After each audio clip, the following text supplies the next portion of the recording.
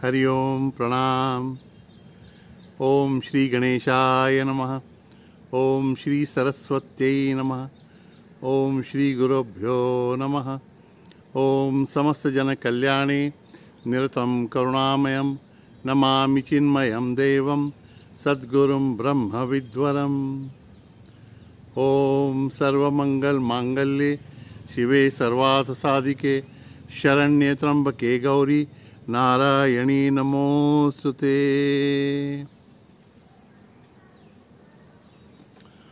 मित्रों, कैवल्योपनिषद में आगे ध्यान की पूर्व तैयारी के मंत्र आते हैं।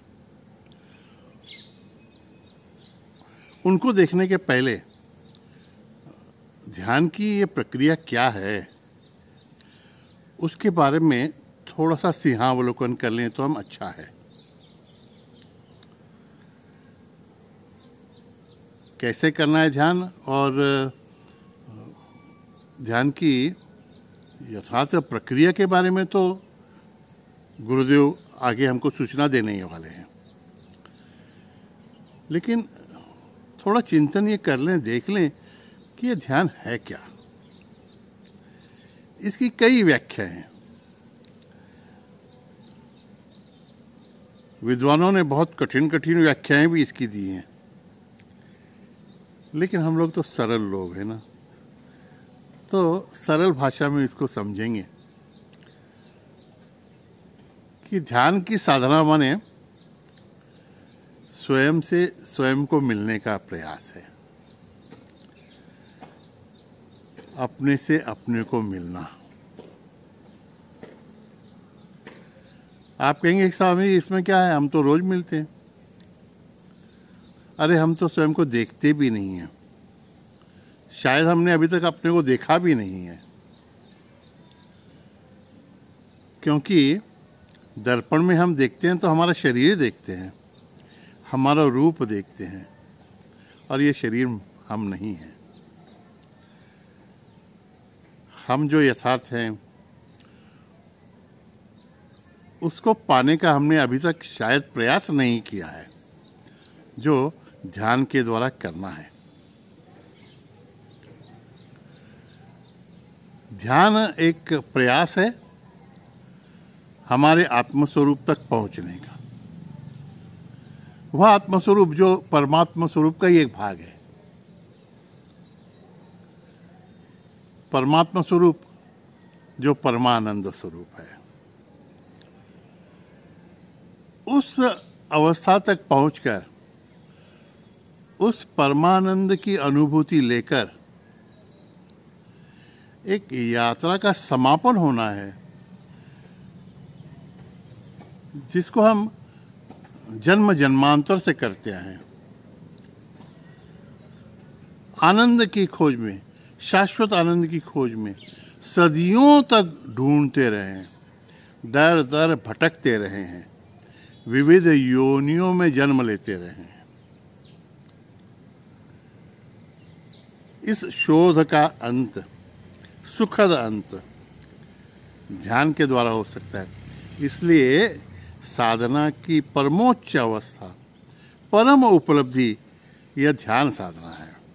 इसलिए सभी संतों ने इसकी बहुत प्रशंसा की है। इसे अवश्यंभावी कहा है कि आपको इस अवस्था तक पहुंचना ही है, यह प्रयास करना ही है।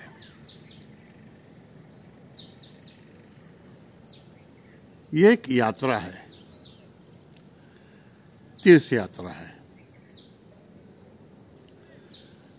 जो शरीर से शुरू होगी और पहुंचेगी कहाँ? हमारे आत्मस्वरूप तक। इसमें का भौतिक अंतर बहुत कम है, लेकिन सदियों तक चलते रहने के बाद भी कभी कभी हम पहुंच नहीं पाते, क्योंकि शायद दिशा हमारी गलत होती है। अगर कोई मुझसे पूछे कि भाई स्वामी जी कोल्हापुर से निकलकर बेलगावी तक, बेलगावी मैंने बेलगाम, बेलगावी तक पहुंचने में कितने घंटे लगेंगे, तो मैं कहूँगा कि पहले बताइए कि कौन सी दिशा से आप जा रहे हैं। अगर आप पूना की दिशा में निकल गए तो बेलगांव तो कभी पहुँचेंगे ही नहीं। तो एक बात दिशा निश्चिति की आवश्यक है। हमको यह यात्रा कहीं बाहर नहीं, अंदर की ओर ही करनी है ना। रास्ता डगर अनजान है,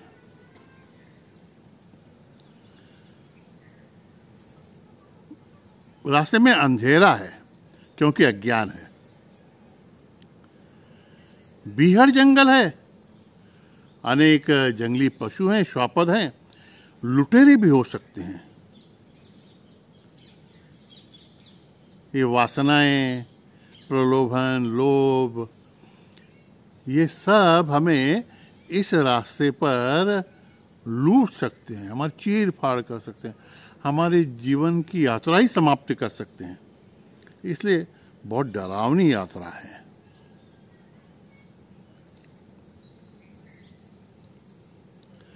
और वाहन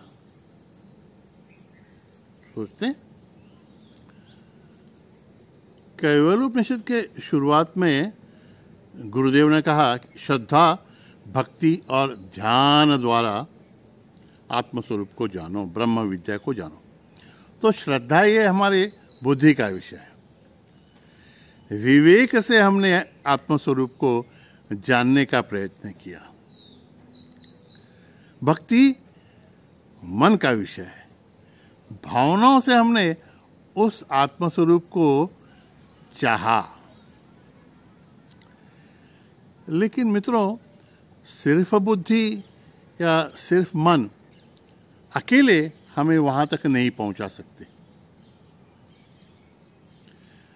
इन दोनों का समन्वय आवश्यक है। बुद्धि और मन का समन्वय।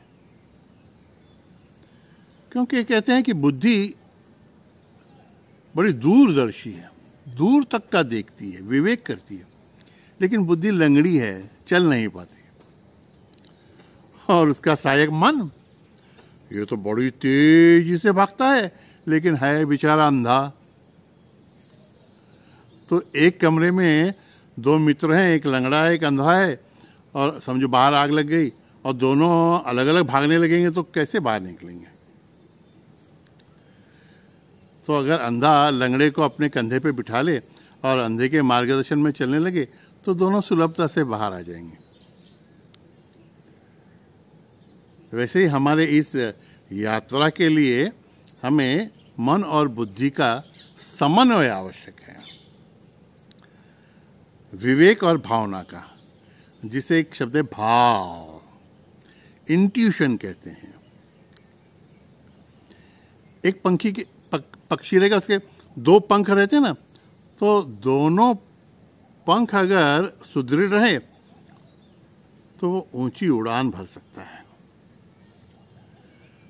तो इस चिदाकाश में, नीले नीले विस्तारित गगन में, इस जीवात्मा को जो ऊंची ऊंची उड़ान भरनी है, इसके लिए इसके मन और बुद्धि दोनों पंख सुदृढ़ और समन्वय में कार्य करने वाले होने चाहिए। तो इस यात्रा में हमारा वाहन जो है वो टू व्हीलर है। मन बुद्धि ये दो उसके पहिए हैं। तो अब स्पष्ट हो जाएगा, एक बड़ा और एक छोटा पहिया होगा, नहीं चलेगा, है ना। सब देख लिया हमने, लेकिन रास्ता ही अगर हमें पता नहीं है तो हम पहुंचेंगे कैसे, जाएंगे कैसे, प्रगति कैसे होगी। तो आपको लगता है ये जीपीएस का ज़माना ये आपका ही है क्या? आपके ज़माने में ही जीपीएस आया ऐसा लगता है क्या? हमारे ऋषि मुनियों के पास भी जीपीएस था, जीपीएस। जी माने गुरु, पी माने परब्रह्म और एस माने स्वरूप। गुरु ब्रह्म परब्रह्म स्वरूप, गुरु परब्रह्म स्वरूप, GPS। तुक्का नहीं जोड़ा रहा हूं ना है ऐसा। इस रास्ते में, इस यात्रा में हमारा कोई सहयात्री नहीं हो सकता, इस सफर में हमारा कोई हम सफर नहीं हो सकता, लेकिन GPS रूपी सदगुरु को साथ में लेकर अगर चलें, उनकी उंगली पकड़ के चलें ना, तो यात्रा तो सुलभ हो जाएगी, फिर कुछ चिंता भी करने की जरूरत नहीं है।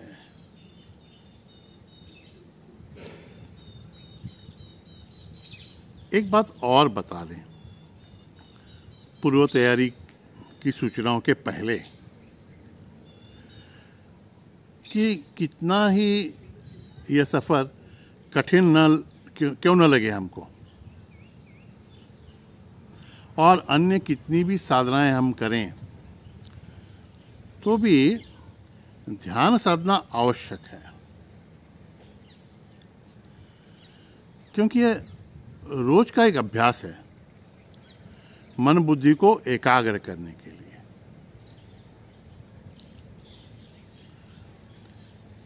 तो जो ध्यान करते हैं उनमें विशेष कार्य कुशलता पाई जाती है। तो अगर एक डॉक्टर को अच्छा डॉक्टर बनना है, एक वकील को अच्छा वकील बनना है, एक वक्ता को अगर अच्छा वक्ता बनना है, एक गृहिणी को अगर अच्छी गृहिणी बनना है, एक शिक्षिका को अगर अच्छी शिक्षिका बनना है, तो रोज का ध्यान अभ्यास उसमें कुछ विशेष गुण अवश्य ले आएगा। इतना ही नहीं, हमारे जैसे जन्म जन्मांतर की वासनाएं और वो विचार, वो संस्कार जैसे हमें तकलीफ देते हैं, वैसे हमने पूर्व जन्म में भी तो कुछ अच्छा किया होगा ना, है ना। तो ध्यान के द्वारा उन अच्छे संस्कारों को भी हम पुनर्जीवित करते हैं, वो पुराना धागा जुड़ जाता है साधना का। इसलिए हमने देखा है कि इस जन्म में कुछ, इस जन्म में नहीं, जन्म में, इस जन्म में कुछ विशेष साधना किसी ने न की हो तो भी बहुत अच्छा वादक बन जाते हैं, वो बहुत अच्छे गायक बन जाते हैं। इस जन्म में साधना तो की होगी, लेकिन साधना के हिसाब से बहुत ही ज़्यादा प्रगति उनकी हो जाती है। मैंने एक महात्मा से पूछ लिया कि मैंने बोला, आप ये हारमोनियम अच्छा बजाते हैं, गाते हैं अच्छा, और आपको बाकी सब राग रागिनी के बारे में पता है, आप संगीत को अप्रिशिएट कर पाते हैं, तो मुझे तो पता नहीं कहाँ पे आपने ये सब सीखा, क्योंकि आपके पास समय नहीं था, आपकी जीवनी जो पढ़ी उसमें कहीं मिला नहीं। तो बोले कहीं से भी नहीं सिखाया, शायद ये सब सदगुरु की कृपा से मेरे पूर्व जन्म के संस्कार वापस आ गए होंगे। देखिए कितनी अच्छी बात है, ध्यान का कितना अच्छा फल है, तो है ना। इसलिए ध्यान साधना अत्यंत आवश्यक है, बहुत ही उपयोगी है, और लगे कि ये कठिन है, लेकिन जितना लगता है उतना यह मार्ग तकलीफ देह नहीं है। क्योंकि ध्यान माने है क्या, इसकी कुछ भी अलग अलग व्याख्याएं करें तो भी कुछ इस प्रकार के शब्दों को एक दोहा याद आ जाता है, वो ध्यान में लाएं तो मज़ा आ जाएगा। कहते हैं कि आप ही माटी, आप ही घट, आप ही सृजनहार, आप ही ढूंढे, आप ही ढूंढावे, आप ही ढूंढनहार। अरे अपने से अपने को ही ढूंढना है, इसमें क्या मुश्किल आ सकती है। प्रयत्न तो करें, और फिर शास्त्र हैं, संत हैं, सदगुरु हैं, और कैवल्योपनिषद भी तो ले ही रहे ना, यह चिंतन भी हमारे साथ में। तो सिर्फ चिंतन करके छोड़ना नहीं है। एक मैं आपको सद्गुरु कृपा से आश्वासन दे देता हूँ, 1-2 दिन आप अगर मेरे साथ रहे ना चिंतन में, तो सचमुच हम लोग अपने परमात्मा को प्राप्त कर ही लेंगे। आपके गुरु पर विश्वास रखिए, शास्त्रों पर श्रद्धा रखिए, प्यार से कीजिए ध्यान, पहुंच जाएंगे। तो अगले 2 सत्रों में तो बहुत ध्यान से हमको यह अभ्यास करना है। करेंगे ना? अवश्य करेंगे हम लोग मिलकर। तब तक के लिए हरिओम तत्सत, हरिओम तत्सत। नारायण नारायण नारायण।